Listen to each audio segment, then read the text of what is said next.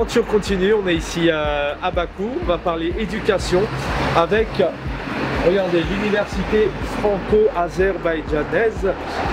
Le plaisir d'accueillir ici le professeur, le directeur de cet institut, Vaser Askarov. Bonjour, merci pour votre accueil.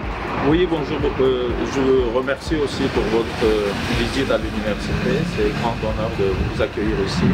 J'aimerais bien aussi vous donner un peu d'informations sur la création de cette université qui existe déjà maintenant plus de 5 ans. Alors on va y revenir parce qu'on va avoir la chance et le plaisir de proposer aux téléspectateurs d'RTV justement d'aller à la rencontre de cet institut, de cette université franco-azerbaïdjanaise. On va revenir bien évidemment sur l'éducation, les élèves, et puis on sait combien les relations franco-azerbaïdjanaises posent énormément de questions d'un point de vue diplomatique, éducatif, en termes de moyens. On va essayer de comprendre réellement aussi, il y a des étudiants que viennent-ils chercher, mais on va essayer aussi de comprendre un peu l'état d'un point de vue politique, étatique en France, celui de l'Azerbaïdjan, et vous-même, comment vous arrivez à travailler ensemble, quels sont les apports. Mais avant tout, bien évidemment, voilà, une petite minute sur vous, votre présentation. Qui êtes-vous? Avec plaisir. En fait, moi, je suis Vaser Askarov, je suis originaire de Bakou. J'ai fait mes études d'abord à Bakou. Après, j'ai fait pendant quelques années mon master, mes 2 masters et aussi le doctorat en France, à l'université de Strasbourg. Aujourd'hui, je suis très heureux que mon université, où j'étais élève pendant quelques années, donc est présent aujourd'hui, pas seulement avec son système éducatif, mais en même temps avec ses enseignants ainsi que son gouvernance.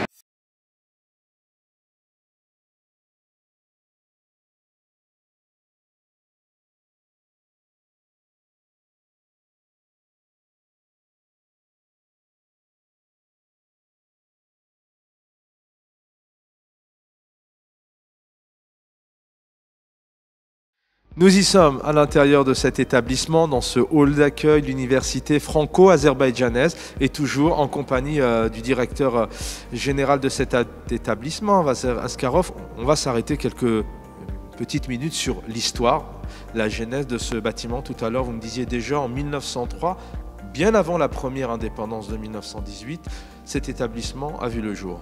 Exactement. En fait, pour nous, c'est aussi un grand honneur d'avoir commencé en fait l'éducation dans ce bâtiment très historique. À Bakou, au début du XXe siècle, il y a eu beaucoup de constructions avec de booms pétrolières. Donc ce bâtiment aussi, ça date vraiment fin du XVIIIe, début du XIXe siècle. En fait, la recherche sur le fait historique du bâtiment n'était pas assez facile parce que c'était une période assez difficile et aussi assez importante pour l'Azerbaïdjan. On a eu l'époque de Tsar, l'époque de bolchevique, l'époque de première indépendance que vous avez signalé tout à l'heure, et aussi l'ère soviétique qui a commencé. En fait, la première fait historique qu'on a trouvé sur le bâtiment existe en 1913.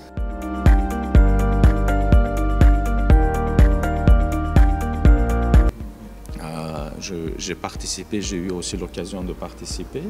Et pendant ce jour-là, en fait, les 2 présidents sont entendus sur la création de l'UFAZ, l'Université franco-azerbaïdjanaise. Donc, la première initiative de 2 présidents était pendant ce jour-là de créer cette université unique entre la France et l'Azerbaïdjan. Donc, bien évidemment, pendant cette période, on a eu encore d'autres faits historiques. Aujourd'hui, on est très content que l'UFAZ joue et aussi continue à jouer un rôle important entre les 2 pays. Écoutez, je peux dire qu'aujourd'hui, qu'est-ce qu'apporte l'université en fait franco-azerbaïdjanaise pour les 2 pays? Je me rappelle en 2018, quand il y avait les visites officielles du ministère des Affaires étrangères, M. Le Drian, exactement, quand il était à UFAZ, il a montré dans son discours que UFAZ joue un rôle exceptionnel. Et c'est aussi un lien entre les 2 pays qui peut être un exemple pour les autres pays.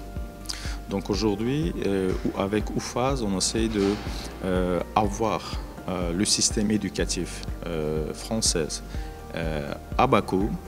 Donc dans le décret présidentiel, c'est aussi bien écrit, en fait, les jeunes Azerbaïdjanais, sans quitter les territoires, reçoivent l'éducation européenne dans leur pays. Je m'appelle Elisaveta Bidanova, je suis secrétaire générale de l'Université franco-azerbaïdjanaise. Donc ce projet, c'est un projet partenarial qui résulte d'une convention intergouvernementale entre la République de l'Azerbaïdjan et la France. Il repose sur un partenariat avec deux universités. Du côté azerbaïdjanais, c'est l'Université d'État de l'industrie et du pétrole, et du côté français, c'est l'Université de Strasbourg. Donc ce projet, notre université, est un projet partenarial. Donc il est important ici sur place à Bakou, on a des représentants des deux parties. Donc je travaille en binôme de façon très étroite avec mon collègue azerbaïdjanais Vazé Asgarov et je représente la partie française dans ce projet. Donc ensemble on assure le pilotage opérationnel de ce projet et toutes les activités de notre université ici sur place à Bakou. Alors, vous me parlez justement d'un partenaire, vous parlez d'ailleurs d'énergie, notamment du pétrole et puis du gaz qui se met en place maintenant depuis quelques temps au niveau de l'Azerbaïdjan.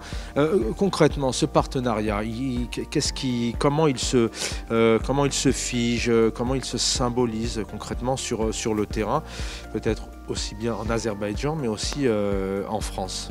On est très fiers de pouvoir donner à tous nos diplômés deux diplômes nationaux, donc un diplôme azerbaïdjanais de l'université que je viens de citer et un diplôme français d'État, donc de l'université de Strasbourg. Donc il s'agit des formations double diplômantes et je pense qu'à ce titre, l'ensemble de nos étudiants ont des conditions privilégiées puisqu'ils peuvent continuer leur carrière aussi bien ici en Azerbaïdjan qu'en France ou dans n'importe quel autre pays du monde. Nous sommes concrètement une université qui propose des formations délocalisées de l'université de Strasbourg. Donc tous nos étudiants ont des cartes étudiantes à la fois donc, de l'université du pétrole mais également de l'université de Strasbourg. Donc nos étudiants sont à temps plein les étudiants de l'université de Strasbourg. J'oublie de mentionner également un autre partenaire français de notre projet qui est l'université de Rennes-An avec lesquels on a une formation double diplômante dans le domaine de génie pétrochimique. Donc ici en Azerbaïdjan, on est en partenariat avec l'Université de pétrole qui est une grosse école d'ingénieurs qui forme depuis plus d'une centaine d'années des cadres de haut niveau pour l'industrie pétrochimique. Donc nos formations sont à la fois des formations d'ingénieurs, mais de l'autre côté, du fait qu'on est en partenariat avec l'Université de Strasbourg, qui est une des plus grandes universités de recherche en Europe, le numéro 1 dans le domaine de chimie par ailleurs. Donc nous sommes également une université qui offre des formations fondamentales en sciences. Donc je pense que nos étudiants sont ces atouts doubles de bénéficier de ces formations qui sont entre des formations d'une école d'ingénieurs et des formations d'une université fondamentale. Je pense que c'est une très grande richesse et un très grand atout dont tous nos étudiants bénéficient.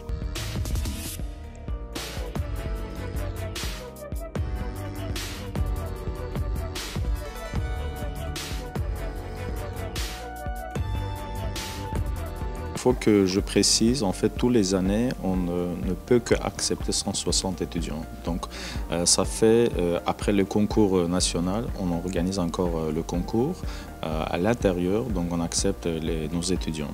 Et pour chaque filière, on accepte 40 étudiants maximum. Sachant que ce sont plutôt les filières techniques. En fait, il y a l'apprentissage de la langue française qui est aussi présent. Donc nos étudiants, à part de 2 diplômes, ils reçoivent aussi 2 langues. Donc l'enseignement à l'université franco-azerbaïdjanaise, c'est en anglais, mais par contre, ils apprennent le français jusqu'au niveau de master. Donc à la fin, comme ma collègue a mentionné tout à l'heure, donc ils reçoivent nos étudiants, nos diplômés, 2 diplômes de 2 pays et en même temps ils savent parler 2 langues.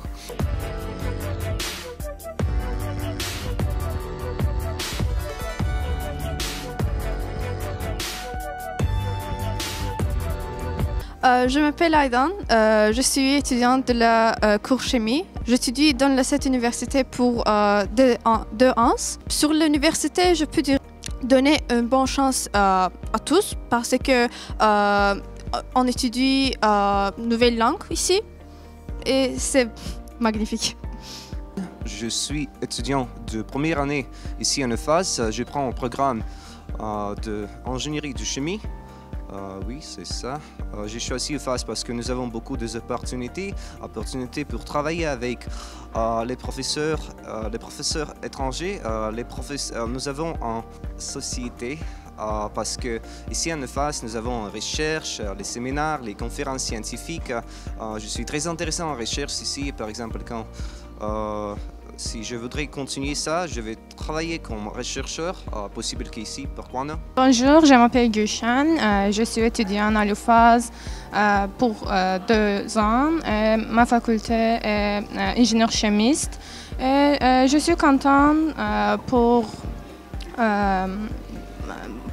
UFAS parce que j'ai choisi cette université parce que je veux apprendre de nouvelles langues et aussi je veux chimiste.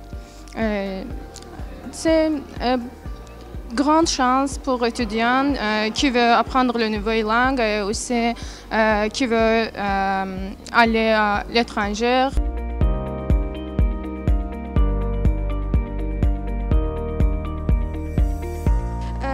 J'ai étudié 2e année à l'UFAS.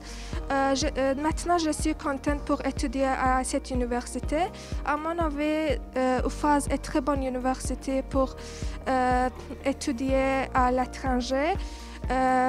J'aime ça beaucoup à l'UFAS. Aussi, j'adore ma professeure qui vient de français.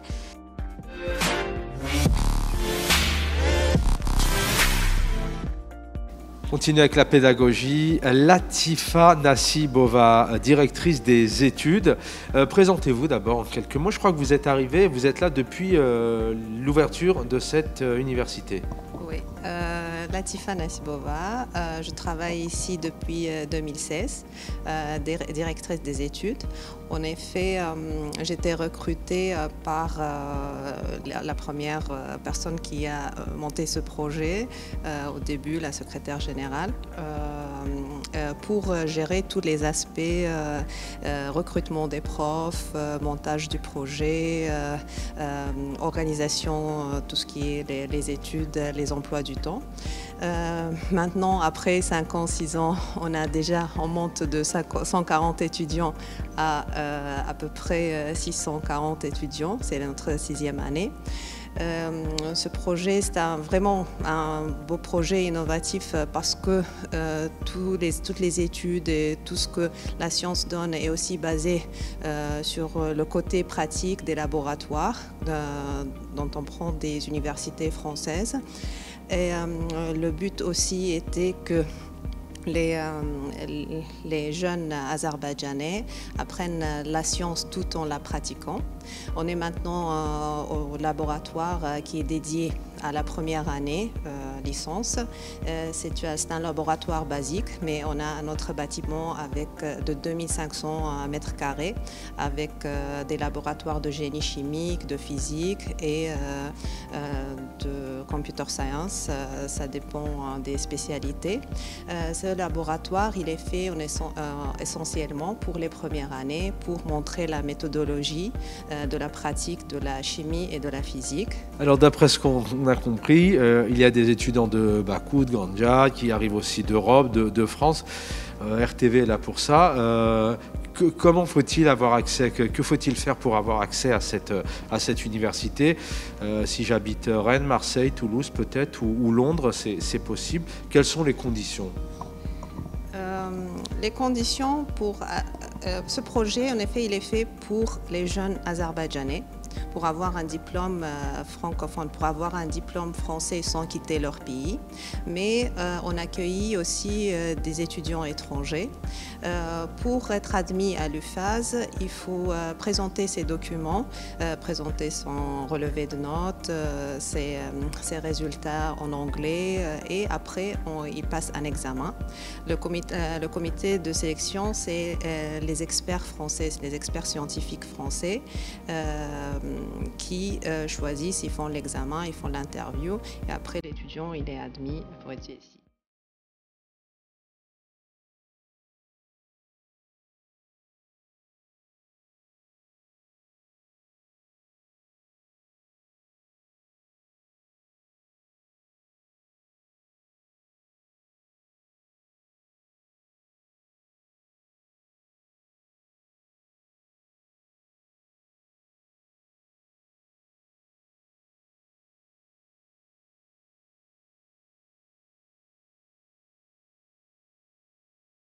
Avant de se quitter, c'est un fait important.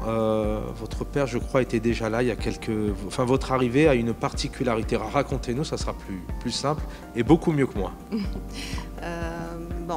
Oui, je parle très bien français, en effet, parce que je viens d'un pays francophone. Si on revient à l'ethnicité et tout, ça ne date pas de très jeune. Même mon père, il était venu en Azerbaïdjan pour étudier. Cette même université de pétrole et d'industrie, auquel UFAS travaille au sein de cette université, déjà accueillait beaucoup d'étudiants d'origine maghrébine et d'origine africaine. Il y avait beaucoup d'étudiants étrangers, dont mon père, d'origine tunisienne. Et c'est comme ça que moi, après, je suis revenue étudier ici et je suis restée en Azerbaïdjan, travailler dans un milieu francophone.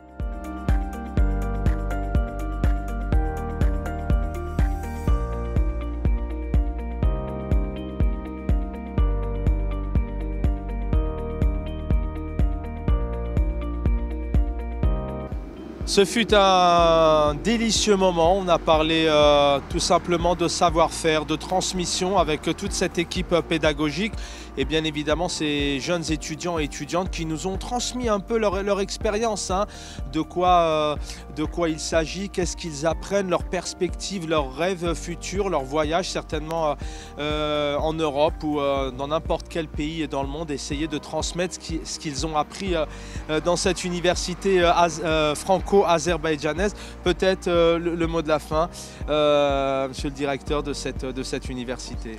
Je voulais remercier RTV d'être aujourd'hui avec nous. Et il y a même le soleil qui nous dit bonjour en début février 2022. Donc je suis très content que j'ai pu un peu parler de notre université, ce qu'on a pu créer pendant ces dernières 6 années. Je pense qu'on va faire la preuve, on va continuer. J'espère que d'ici bientôt, on aura des belles et aussi vraiment des bons candidats avec les 2 diplômes de la France et aussi de l'Azerbaïdjan. Merci pour votre visite et votre présence pour montrer la présence de UFAS, l'université franco-azerbaïdjanaise existant à Bakou, qui crée le pont entre les 2 pays, la France et l'Azerbaïdjan. Merci beaucoup. Merci pour ce mot de la fin. On va terminer l'émission avec vous. Vous avez transmis de belles choses tout à l'heure. D'abord, vous avez parlé d'environnement, puis de suivi, notamment de ce projet de département d'insertion. Aussi ce message qu'en Azerbaïdjan, les filles, en tout cas, il y a un travail qui est fait pour leur donner un peu plus accès, plus de possibilités, notamment au niveau des études. Ce sont des vraies valeurs, sans compter bien évidemment cette très belle salle de chimie. On en parlait tout à l'heure en réunion, hein, dans le cadre de ce moment convivial, et on vous en remercie. On a dégusté un très bon thé. D'ailleurs, le thé est bon en Azerbaïdjan. Si on nous regarde, on vous invite vraiment à venir visiter ce magnifique pays. Mais voilà, ce sont des valeurs que vous nous transmettiez tout à l'heure sur ces filles qui ont accès, et puis sur notamment cette très belle salle de chimie, puisqu'on sait très bien d'ailleurs dans certains pays d'Europe, il n'y a pas d'aussi belles infrastructures pour étudier. Voilà, on a vécu un très bon moment. Le mot de la fin pour vous, Madame la Secrétaire Générale. Je vous remercie et je me joins également à mon collègue, le directeur de l'UFAS, pour remercier l'RTV d'être venu nous rendre visite. Merci de nous avoir consacré cette émission que j'espère donnera une très belle image de non seulement notre université mais de ce pays qui est l'Azerbaïdjan, et j'espère que tous les téléspectateurs qui vont regarder cette émission auront bien envie de venir le découvrir. Je pense que l'Azerbaïdjan, c'est pas uniquement un très beau pays qui a plusieurs sites classés patrimoine mondial de l'UNESCO. C'est pas seulement un lieu culturel intéressant à visiter, mais c'est également un pays de la science. C'est un peu le mot de notre université. On est le lieu de science et de la francophonie dans cette université, et j'espère que beaucoup de vos téléspectateurs voudront venir nous découvrir. Merci beaucoup à vous. Merci à tous les deux. Voilà, c'est fini pour cette partie, cette immersion, puisqu'on Air Télévision a eu la chance de partir quelques jours, d'être convié ici en Azerbaïdjan et de vous faire vivre quelques endroits, quelques moments et quelques belles rencontres pleines d'humanisme et de valeurs. Bonne soirée à tous et à très vite.